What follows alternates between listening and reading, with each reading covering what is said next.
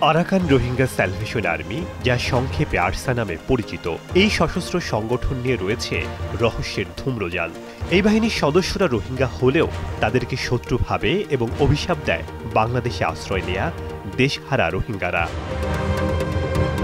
মনে করা হয় ২০১৬ সালের দিকে সশস্ত্র বিদ্রোহী সংগঠন আরসা গড়ে তোলেন আতাউল্লাহ আবু জুনুনি। ওই বছরের অক্টোবরের শুরুতে মিয়ানমারের আরাকান রাজ্যে একটি সীমান্ত চৌকিতে হামলা চালায় সংগঠনটি।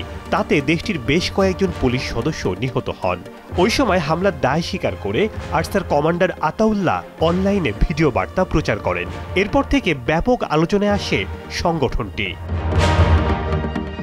এরপর ২০১৭ সালের আগস্টে রাখাইনে নিরাপত্তা বাহিনীর অন্তত ৩০টি চৌকিতে হামলা হয়। ওই হামলার জন্য মিয়ানমারের সামরিক জান্তা সশস্ত্র গোষ্ঠী আরাকান স্যালভেশন আর্মি বা আরসাকেই দায়ী করে।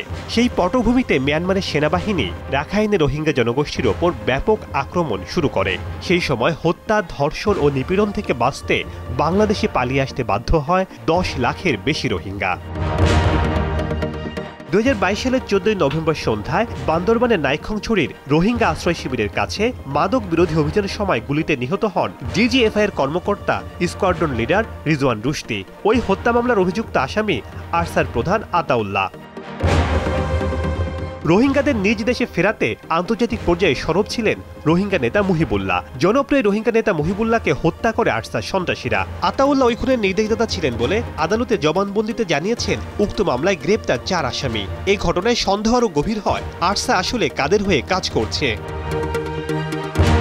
রোহিঙ্গা নেতারা জানান ২০১৮ সালের দিকে পুরো আশ্রয় শিবিরের নিয়ন্ত্রণ ছিল আরসার হাতে।